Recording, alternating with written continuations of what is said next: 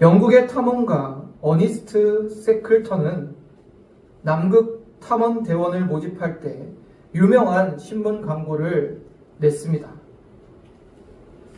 앞에 영상을 보시면 그때 신문 광고에 나온 광고 이미지예요. 광고의 내용은 이렇습니다.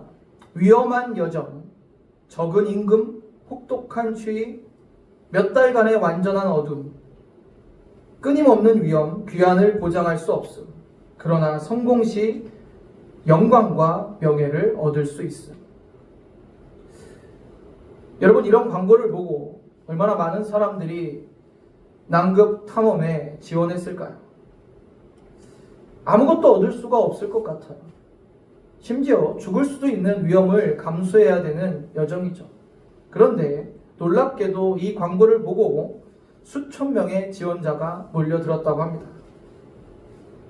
인간은 단순히 편안함을 위해서가 아니라 가치 있는 일에 대해서 가슴이 뜨거워지죠. 오늘 본문에서 부활하신 예수님은 하늘로 승천하시기 전에 지상에 남겨진 교회, 즉 우리들에게 마지막 명령을 하십니다. 그리고 그 명령은 교회에 주신 사명이었어요. 바로 복음을 전하고 제자 삼으라는 거죠. 여러분은 이 사명 앞에 얼마나 가슴이 뜨거워지십니까? 여러분, 이 사명의 길은 세상에서 인정받지 못할 수도 있어요. 이 사명의 길은 세상의 복이 영화를 얻을 수 없을 것입니다. 이 사명의 길은 핍박과 박해가 있을 수 있어요. 그러나 하나님께 영광이 되고 주님의 나라를 세워가는 일입니다. 여러분, 지원하시겠습니까?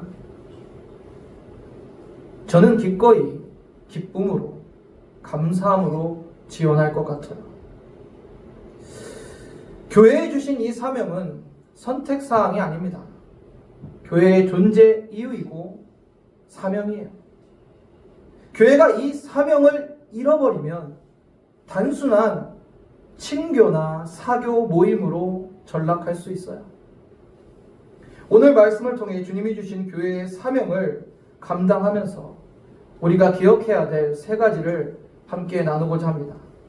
첫 번째는 왕의 명령으로 나아가라입니다. 18절 오늘 본문을 함께 보시겠습니다. 예수께서 나와 말씀하여 이르시되 하늘과 땅의 모든 권세를 내게 주셨으니. 우리에게 이 복음 전파의 사명을 명령하신 분이 예수님이시고, 교회의 사명의 기초는 주님의 권세에 있습니다. 예수님이 승천하실 때 제자들은 두려워하고 불안해했어요. 예수님이 그들에게 얼마나 절대적인 존재였습니까? 그런 예수님이 하늘로 올라가실 때 남겨진 제자들은 생각했을 거예요. 우리가 어떻게 이 엄청난 사명을 감당할 수 있을까? 그때 주님이 말씀하십니다. 하늘과 땅의 모든 권세가 내게 있다. 그리고 너희는 나의 명령을 받은 자다. 담대하게 복음을 전하라고 말씀하고 계신 거예요. 이해를 돕기 위해 이미지를 보여드릴 거예요. 왕의 전령이 왕의 인장을 갖고 나아갑니다. 왕의 전령이 자신의 능력이 있고 없고는 중요치 않아요.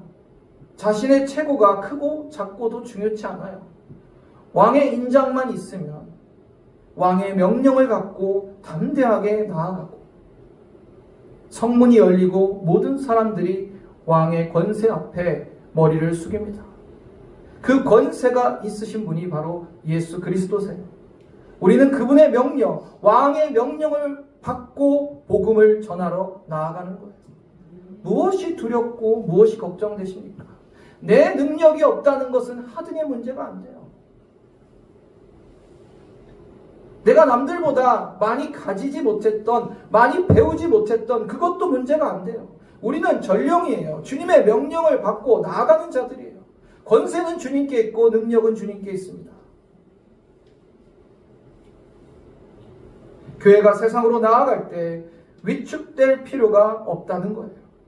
우리 자신의 이름이 아니라 만왕의 왕이신 예수 그리스도의 이름으로 나아가는 것입니다. 그래서 교회의 사명은 내 능력이 아니라 주님의 권세를 믿는 믿음으로 감당하는 것입니다. 한 집사님의 이야기를 들어본 적이 있어요. 이 집사님은 많이 배우지도 못했고 시장에서 장사하시는 집사님이에요. 이 집사님이 시장에서 도너츠를 파는데 학교 끝나고 시장을 지나가는 학생들에게 무료로 도너츠를 나눠주면서 예수님을 전했대요. 이 집사님에게는 담대한 믿음이 있었어요. 그것이 무엇이냐면 나는 많이 배우지 못했고 나는 비록 도너츠 시장에서 파는 장사꾼이지만 나에게 이 복음을 전하라고 하신 분은 만왕의 왕이신 예수님이시다. 그래서 나는 담대하게 복음을 전한다. 이 믿음으로 복음을 전했어요. 어떤 일이 일어났을까요? 수많은 학생들이 전도되어 교회로 왔어요. 그리고 이 집사님은 중고등부 교사로 헌신하며 그 학생들을 제자 삼았습니다. 그러던 어느 날 이 집사님이 암 선고를 받아요. 그래서 병원에 입원하게 됩니다. 근데 놀라운 일이 일어나요.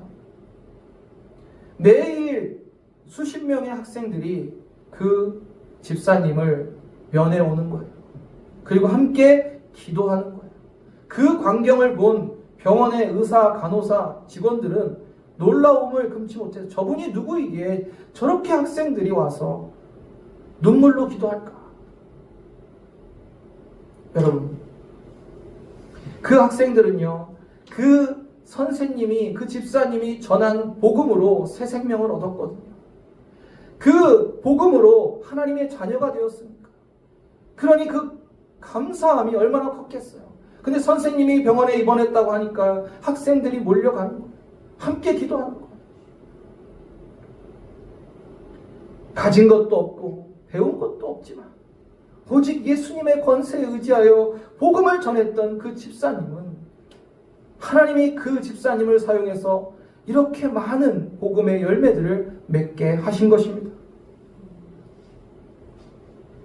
에베소서 1장 20절에서 21절을 보면 그의 능력이 그리스도 안에서 역사하사 죽은 자들 가운데서 다시 살리시고 하늘에서 자기의 오른편에 앉히사 모든 통치와 권세와 능력과 주권과 이 세상뿐 아니라 오는 세상에 일컫는 모든 이름 위에 뛰어나게 하시고 또 모든 만물을 그의 발 아래 복종하게 하시고 그를 만물 위에 교회의 머리로 삼으셨느니라.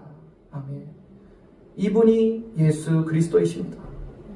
우리에게 복음을 전하라, 제자 삼으라고 명령하시고 모든 권세가 있으신 분이 만왕의 왕이신 예수님이시고 우리는 그 권세에 의지하여 교회의 머리 대신 예수 그리스도의 명령에 순종하여 복음을 전하는 왕의 명령으로 나아가는 저와 여러분 되기를 주님의 이름으로 축원합니다. 두 번째는 가서 제자 삼으라입니다. 오늘 본문 19절 20절을 함께 보시겠습니다. 그러므로 너희는 가서 모든 민족을 제자로 삼아 아버지와 아들과 성령의 이름으로 세례를 베풀고 내가 너에게 분부한 모든 것을 가르쳐 지키게 하라. 교회의 사명의 핵심은 무엇입니까? 사람 수를 늘리는 거예요? 큰 예배당을 건축하는 겁니까? 그거 아니죠. 교회의 사명의 핵심은 가서 제자 삼는 거예요.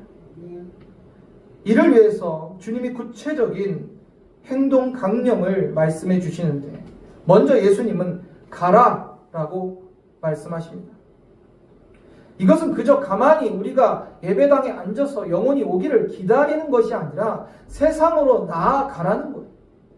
영혼이 있는 곳으로 가라는 말씀이에요. 여러분 전도할 때요, 믿지 않는 자가 있는 곳으로 가셔야 돼요. 이웃집에 개똥이 엄마가 예수 안 믿으면 이웃집에 가셔서 복음을 전하셔야 돼요.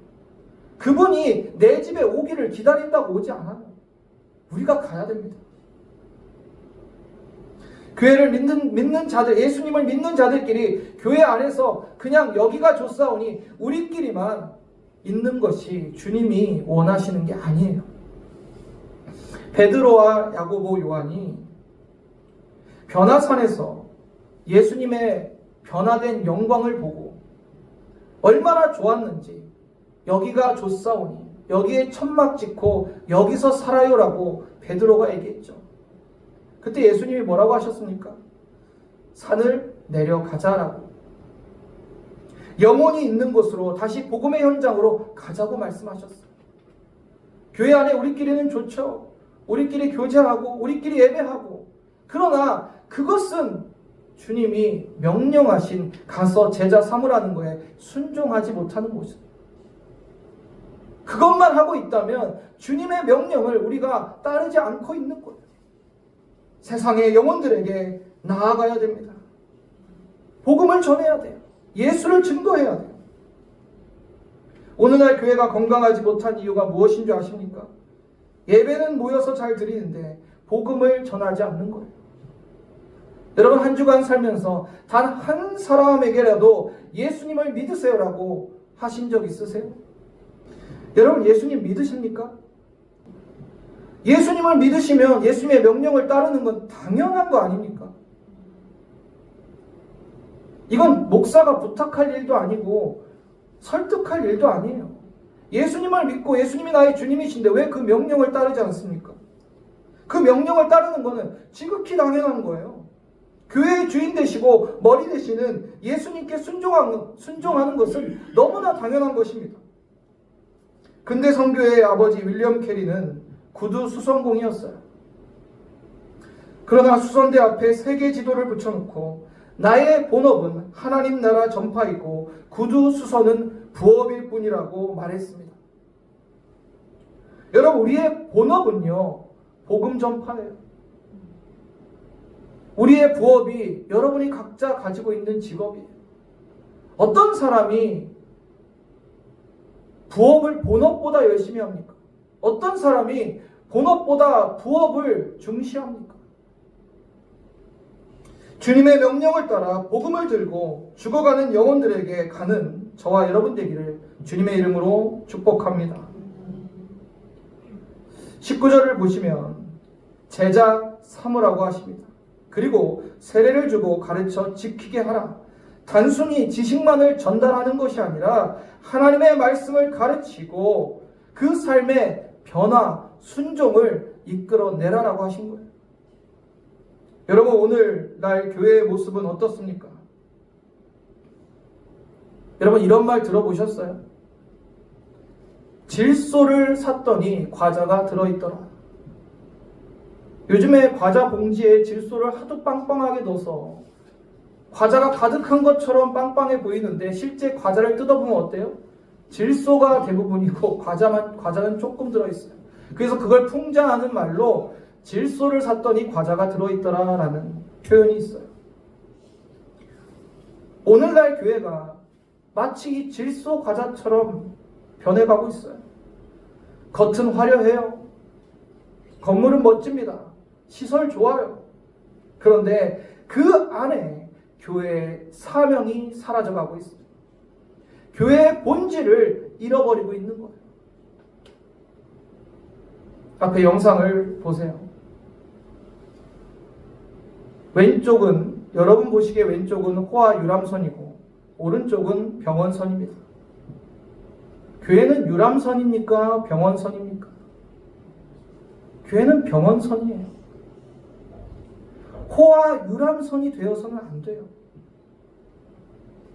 죽어가는 영혼을 살리고 고치고 그들을 제자 삼아야 돼요. 안타깝지만 많은 교회들이 유람선이 되어가고 있습니다. 여러분, 왜 목사님들이 더 크고 웅장한 예배당을 건축하려 하는지 아십니까? 간단해요. 사람들이 좋아해요. 좋아해요. 멋진 예배당, 좋은 시설을 좋아해요. 그리고 그곳에서 마치 종교 서비스를 받듯이 우아하게 예배드리고 서로 좋은 카페에서 커피 마시면서 담소 나누고 마치 내가 한 주일에 한 번 문화생활하듯이 교회에 종교 생활하는 사람들이 많아졌어요. 그러니까 그 니즈에 충족하기 위해서 목사님들이 더 크고 더 좋은 예배당을 건축하려고 생각하고 있는 거죠. 여기에 굉장히 불편한 진실이 숨겨져 있는 거예요. 목사님들은 조금 사람이 모이기 시작하면 건축하자고 합니다. 그러한 생각이 염두에 있기 때문입니다. 성도들은 어떻습니까? 작은 교회에 가면 불편하거든요. 시설도 좋지 않고 예배당도 화려하지 않고 뭔가 내가 종교적인 만족스러운 서비스를 받지 못하는 작은 교회들은 잘 가지 않으려고 해요. 이 두 생각이 절묘하게 맞아떨어져서 교회 건축에 목을 매는 겁니다. 이 불편한 진실을 여러분 마주하셔야 돼요.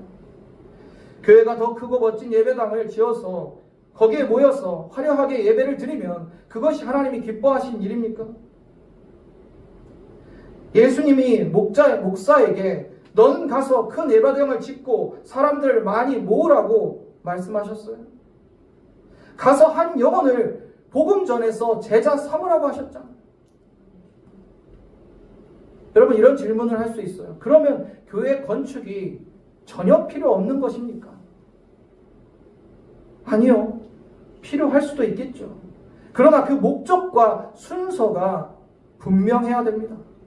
사람을 더 모으기 위해 건축하는 것이 아니라 주님의 명령에 순종하여 힘써 복음을 전하고 제자를 삼는 교회가 먼저 되고 그래서 더 이상 공간이 수용할 수 없을 때 그때 예배할 공간을 확보해야죠.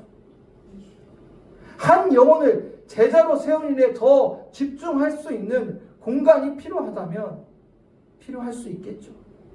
그러나 그 목적과 순서가 잘못되면 안 된다는 거예요.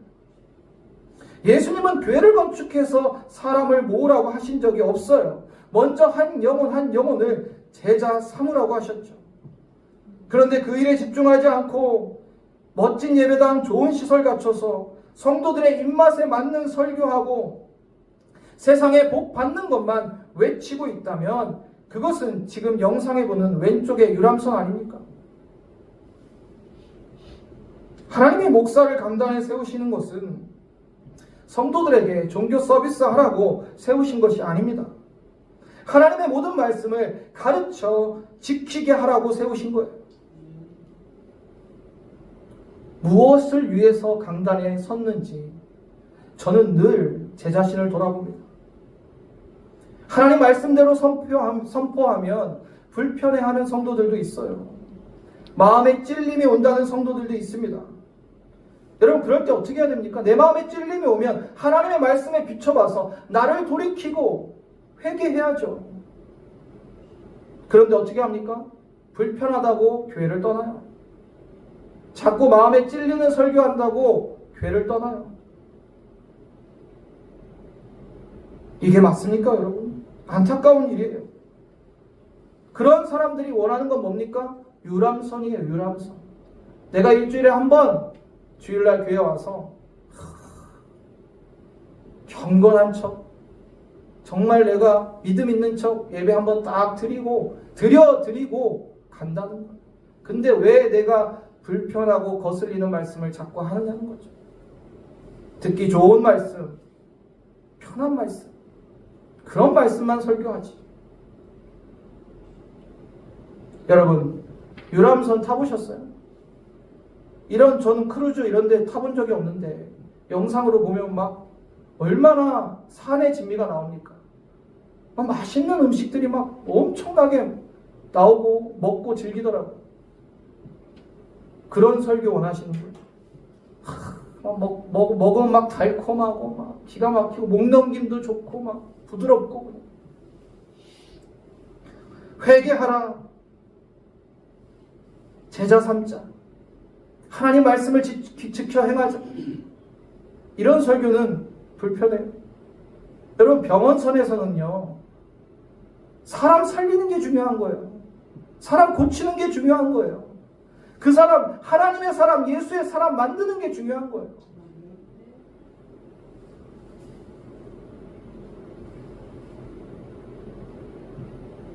설교하고 가르치는 목사가 예수님이 하신 말씀대로 설교하는 게 맞지 않습니까?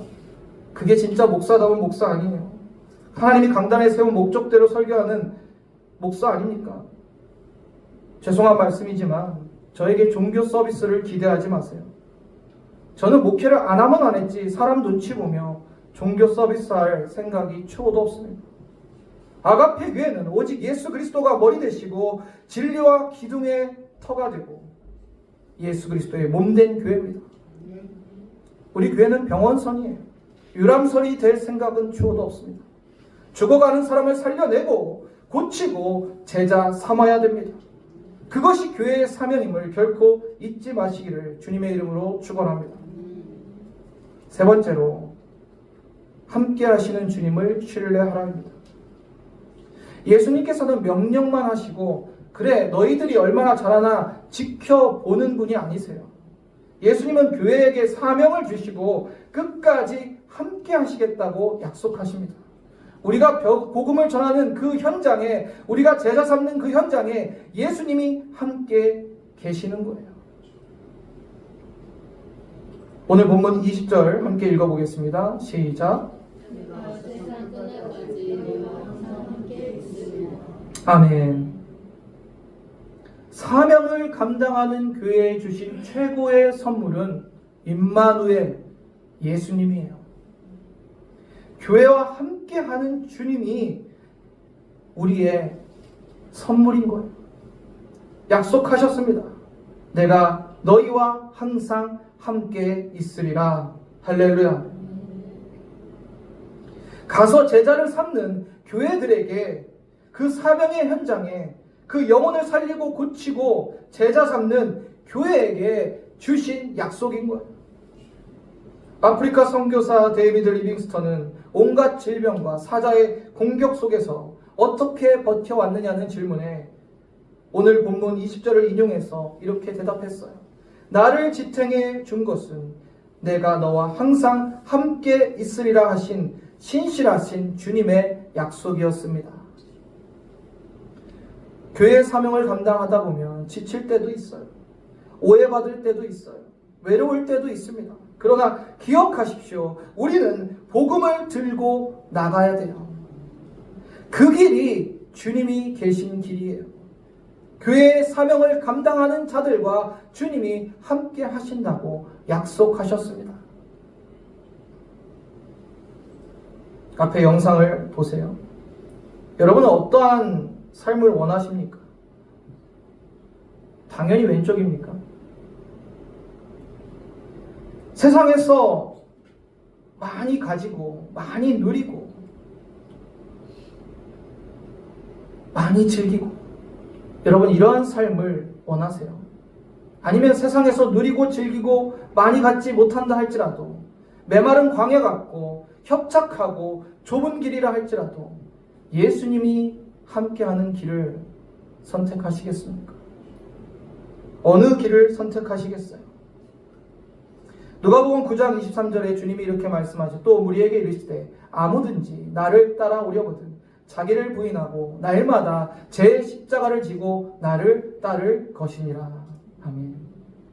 마태복음 7장 13절에서 14절 좁은 문으로 들어가라. 멸망으로 인도하는 문은 크고 그 길이 넓어 그리로 들어가는 자가 많고 생명으로 인도하는 문은 좁고 길이 협착하여 찾는 자가 적음이라. 사람들은요 다 이 왼쪽의 길을 선택해요. 대부분은 그래요. 넓고 좋은 길이에요.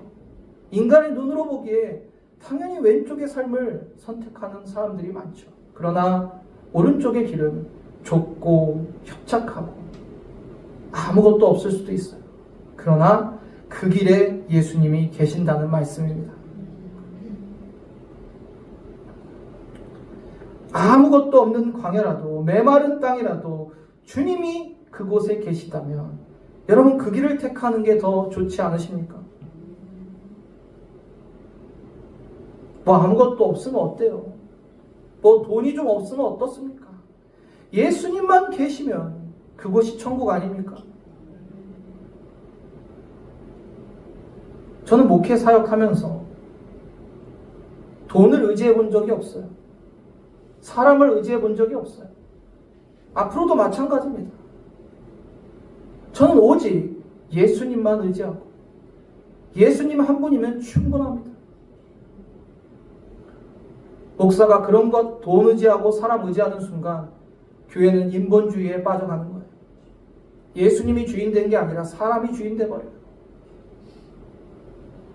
힘 있는 사람, 돈 있는 사람, 그런 사람들과 함께 교회를 세워가는 것이 아니라 교회는 오직 예수 그리스도와 함께 세워가는 것입니다. 여러분 세상을 다 준다고 해도 예수님이랑 안 바꾸실 거죠? 대답은 그렇게 하시는데 세상에서 조금만 뭐 준다고 하면 우선순위가 싹 바뀌지 않으세요? 뭐 조금 더 돈 벌 수 있는 기회가 있으면 하나님 말씀이랑 좀 어긋나면 어때?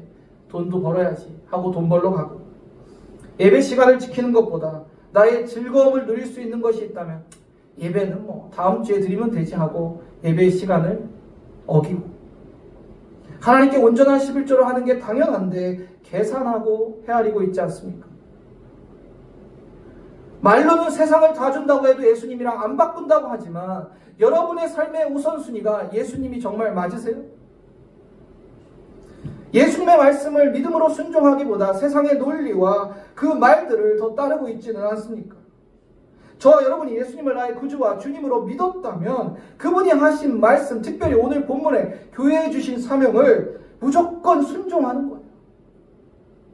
그것이 맞아요. 사랑하는 성도님들, 교회의 사명은요 멈추지 않는 엔진입니다. 이 엔진이 멈춘 배는 끝난 거예요. 표류할 수밖에 없어요. 교회의 사명을 잘 감당하는 교회가 건강한 교회예요.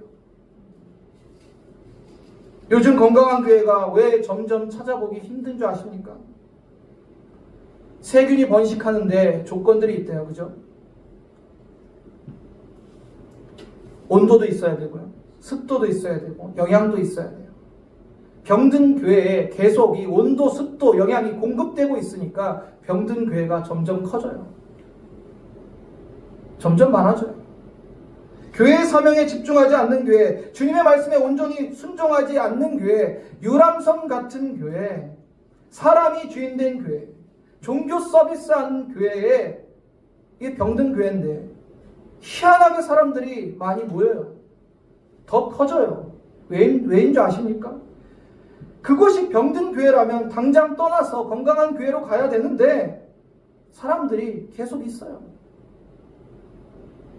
거기서 아멘하고 거기서 봉사하고 거기서 헌금 드려요. 그러니 병든 교회가 계속 성장해요. 더 커져요. 건강한 교회는요 별로예요. 여러분 입에 달고 맛있는 게 우리 몸에 좋지 않다는 거 잘 아시잖아요. 입에 쓰지만 별로 맛없는 야채지만 그런 게 우리 몸에 건강에 좋은 거예요. 그런데 사람들은 그런 거 잘 안 찾아요. 입에 달고 맛있는 것만 좋아해요. 건강한 교회예요. 근데 가보니까 교회가 삼각교회예요. 작어. 별로예요. 목사가 자꾸 회개하라고 그래요. 목사가 자꾸 복음 전하라고 전도하라고 그러고 목사가 자꾸 말씀대로 살자고 그래요. 귀찮고 듣기 싫고. 그러니까 건강한 교회는 어떻게 해요? 사람들이 잘 찾질 않아요. 건강한 교회는 자꾸 사라져요. 병든 교회가 점점 커져요. 이게 정말 안타까운 현실입니다. 오직 예수, 오직 복음, 전도하자, 순종하자, 사랑하자, 하나 되자, 겸손하자, 회개하자. 제자 삼사 말씀을 지켜 행하자.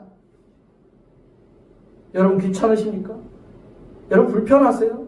이런 말씀은 듣기 싫으세요? 제가 하나 여쭤볼게요. 예수님이 뭐라고 하셨습니까? 제가 지금 강단에서 드리는 말씀 똑같이 하셨잖아요. 회개하라. 복음을 전해라. 겸손해라. 섬겨라. 하나 되라. 사랑해라. 주님 말씀 그대로 강단에서 설교하는 그 설교가 듣기 싫으면 어떻게 합니까? 그 목사가 어떻게 설교를 해야 듣기가 좋으십니까? 주님의 말씀이랑 상관없이 세상에 평안한 강연 같은 듣기 좋은 설교로 다 포장해서 여러분에게 설교하면 그게 좋으십니까? 사랑하는 성도님들, 우리는 우리 교회에 주신 교회의 사명을 한순간도 잊어서는 안 됩니다. 교회는 복음을 전해야 되고 영혼을 살려야 되고 고쳐야 되고 제자 삼아야 합니다. 그 사명을 감당하는 교회가 건강한 교회예요. 좀 많은 성도들이 건강한 교회를 좀 찾았으면 좋겠어요. 그래서 그 건강한 교회에 더 많은 사람들이 모여서 건강한 교회가 더 성장하고 건강한 교회가 더 커졌으면 좋겠어요. 너무 안타까워요. 세상에 건강한 교회가 많이 있어요. 근데 잘 찾지를 않아요. 가면 그냥 목사님이랑 성도님들 몇 분이서 막 진리 위해서 몸부림쳐요. 너무 안타까워요. 사람들이 잘 찾질 않아요. 사랑하는 성도님들, 이 세상의 교회의 사명보다 더 위대한 가치와 영광이 어디에 있습니까? 영원히 썩지 않는 가치요 영원한 영광입니다. 우리 아가페 교회에 주님이 주신 지상 대명령, 가서 제자 삼으라. 이 사명에 충성하며 주님의 온전한 제자가 되고 또다시 제자를 삼는 저와 여러분 되기를 주님의 이름으로 축원합니다.